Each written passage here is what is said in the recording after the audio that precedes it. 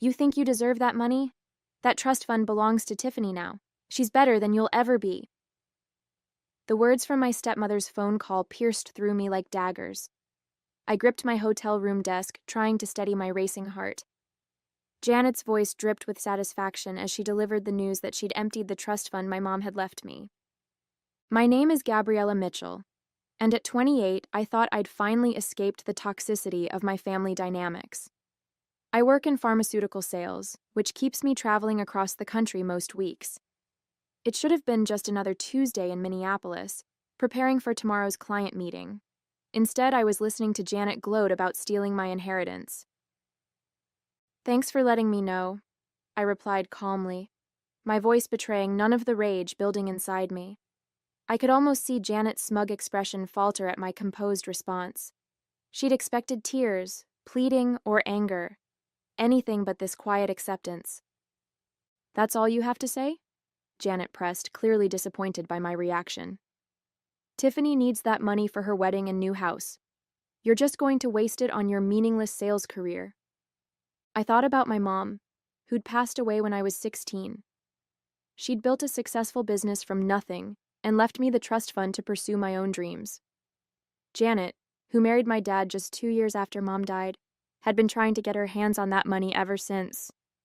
"Is there anything else?" I asked, keeping my voice level. The silence on the other end was telling. What Janet didn't know was that 6 months ago, I'd had a conversation with Mr. Harrison, my mother's old lawyer. He'd warned me about some suspicious inquiries Janet had been making about the trust.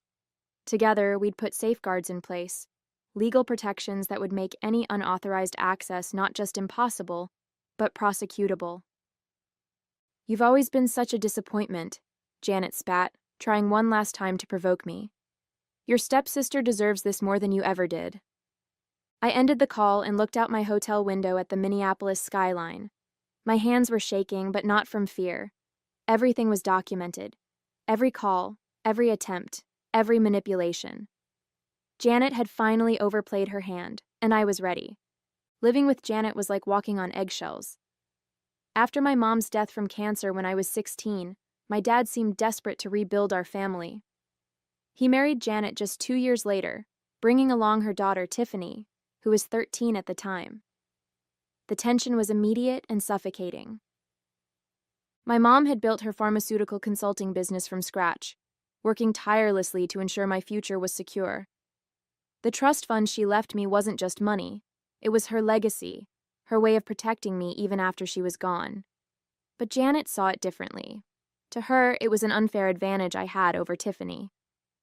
"Your mom wouldn't want you to be so selfish," she'd say, trying to guilt me into sharing the inheritance. "We're all family now." But we weren't family, not in the way that mattered. While my dad buried himself in work to cope with his grief, Janet systematically worked to push me to the sidelines. Tiffany became the star of our household.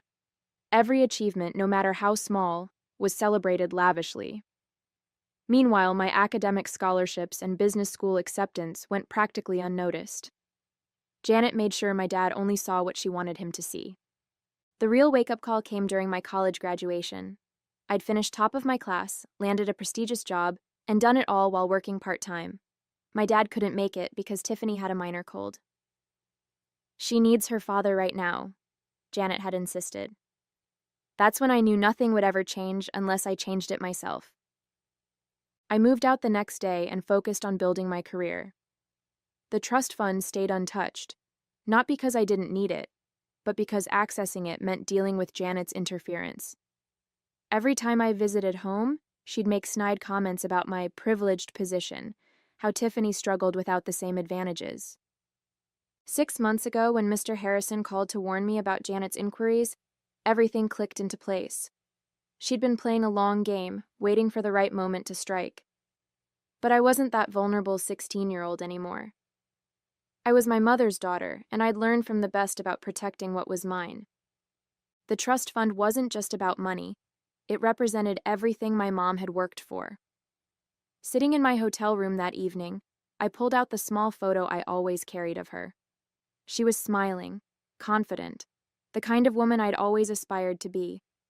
The trust fund was meant to be my safety net, My chance to take risks and build something of my own, just like she had. I dialed Mr. Harrison's number, my fingers steady despite the anger still coursing through me. He answered on the second ring, his voice familiar and reassuring. Janet finally made her move, I said, cutting straight to the point. She claims she's transferred everything to Tiffany. I was expecting this, he replied. I got an alert about attempted access to the account this morning. Don't worry, Gabriella. The additional security measures we put in place worked exactly as planned. Every attempt was logged and documented. I let out a breath I hadn't realized I was holding. So, nothing's actually been transferred? Not a penny, he confirmed. But we've got her dead to rights on attempted fraud. The documentation is bulletproof. Would you like me to proceed with the next steps? I thought about all the years of manipulation, the snide comments, the way Janet had slowly poisoned my relationship with my dad. She'd been so confident in her plan, so sure of her control over the situation, that she hadn't even considered I might be 2 steps ahead. Yes, I said firmly. It's time to end this. Send the evidence to the family lawyer and copy my dad on everything. I want him to see exactly what his wife tried to do. Consider it done, Mr. Harrison said. And Gabriella, your mother would be proud. She always said you were smarter than anyone gave you credit for. After hanging up, I opened my laptop and booked an earlier flight home. My client meeting would have to wait. I had a family matter to attend to, and this time, I would be the one in control. I landed in Boston the next morning, the autumn air crisp and biting. My dad's house, the one I grew up in, looked exactly the same, but something felt different. Maybe it was me. I'd called ahead to let him know I was coming, but I hadn't mentioned Janet's phone call. Some conversations needed to happen face to face. I found them all in the living room, Dad, Janet, and Tiffany. Janet's smug smile faltered when she saw me walk in, replaced by confusion at my calm demeanor. Gabriella, my dad started, looking concerned. I didn't expect you until later. Is everything okay? Actually, Dad, we need to talk. I pulled out my phone and the file Mr. Harrison had sent over. Yesterday, Janet called to tell me she'd emptied my trust fund and given everything to Tiffany. I thought you should see exactly what happened. Janet's face went pale. I was just trying to help Tiffany. Don't. My voice was steel. Every attempt you made to access the account was documented. Every call, every forged signature, every manipulation. It's all here. I handed my dad the file. His hands shook as he read through the papers, his expression darkening with each page. Janet, what did you do? His voice was barely a whisper. She's lying. Tiffany jumped in, her face red. She's always been jealous of me. I pulled out another document, the complete trust fund statement. The money's still there, safe and untouched. Janet's attempts to transfer it failed because I was warned about her plans months ago. I took precautions. Precautions? Janet spat. You set me up. No, I replied calmly. I protected what was mine, just like my mom taught me to do. The silence in the room was deafening as my dad read through each document, every manipulative email Janet had sent to the bank, every forged signature attempt, every calculated move she'd made to steal my inheritance. It was all there in black and white. I did this for our family, Janet protested, but her voice wavered. Tiffany needed... Stop. My dad's voice cracked. Just stop, Janet. These documents... You tried to forge my signature. You lied to the bank. You... He looked up at me, his eyes filled with a pain I hadn't seen since my mom died. Gabriella, I had no idea. Of course you didn't, I said softly. Janet made sure of that. Mr. Harrison had organized everything chronologically, showing years of Janet's attempts to undermine my relationship with my father, all while trying to get her hands on my trust fund. The latest documents showed her failed attempt to transfer the money, along with her subsequent angry calls to the bank. This is ridiculous. Tiffany jumped up, her face red. Mom was just trying to make things fair. Gabriella's always had everything handed to her. I turned to my stepsister. feeling a mix of pity and frustration. Handed to me? I worked through college, built my career from scratch, and never touched that trust fund. Mom left it to me because she wanted me to have options, just like she did. But Janet couldn't stand that, could she? Janet's composure finally cracked. You ungrateful little... I've already filed charges, I cut her off. The bank has all the evidence of attempted fraud. Mr. Harrison is handling everything. I turned to my dad. I'm sorry you had to find out this way, but you needed to know the truth. The weight of 12 years of manipulation hung in the air. My dad looked at Janet like he was seeing her for the first time, and not in a good way. The next few moments changed everything. My dad stood up, his hands trembling as he held the documents. Janet, I want you out of this house. Tonight. What? Janet's voice rose to a shrill pitch. You can't be serious. After everything I've done for this family? Done for this family? My dad's voice was quiet but firm. You tried to steal from my daughter. You forged my signature. You've been lying to me for years. Tiffany started crying, but these weren't her usual manipulative tears. She looked genuinely shocked, perhaps finally realizing the gravity of what her mother had tried to do. The police will want to talk to you, I said to Janet. Mr. Harrison has already filed the reports. The bank's fraud department is involved now. You planned this, Janet hissed. You knew I would try to access the trust fund. No, Janet, you planned this. I just made sure I was ready when you did. I turned to my dad. There's more. Mr. Harrison found evidence that she's been skimming money from your accounts too. Small amounts, building up over years. My dad sank back into his chair, looking devastated. I felt a pang of guilt for causing him pain, but he needed to know the truth. Get out, he repeated to Janet. Both of you. I'll have my lawyer contact you about the divorce. As Janet and Tiffany gathered their things, throwing accusations and tears around in equal measure, I stood quietly by the window, the same window where I used to watch for my mom to come home from work. I could almost hear her voice.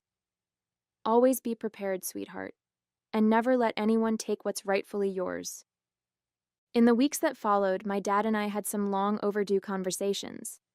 We sat in the kitchen one evening, the same kitchen where my mom used to help me with my homework, and really talked for the first time in years. I failed you, he said, staring into his coffee cup. After your mom died, I was so focused on not being alone that I didn't see what was happening right in front of me. We both made mistakes, I admitted. I could have told you sooner about Janet's behavior, but I wanted proof first. I needed you to see it for yourself. The legal proceedings moved quickly. Janet faced charges of attempted fraud and financial exploitation. She tried to paint herself as a victim, claiming she was only trying to equalize things between me and Tiffany, but the evidence was overwhelming.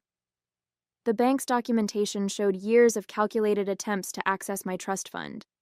Tiffany reached out to me via email, claiming she hadn't known about her mother's plans. I wasn't sure I believed her, but I understood she was struggling with her own revelations about her mother's true nature. I'm sorry, she wrote. I always thought you had everything handed to you. Mom made it seem like you were the privileged one, but now I see she was just jealous of what your mom built for you. Mr. Harrison helped me set up my own business consulting firm, something I'd always dreamed of but had been too cautious to pursue. The trust fund my mom left me became the seed money for my new venture, just as she'd intended. Your mother would be proud, Mr. Harrison told me during one of our meetings. She always said you had her business sense and your father's heart.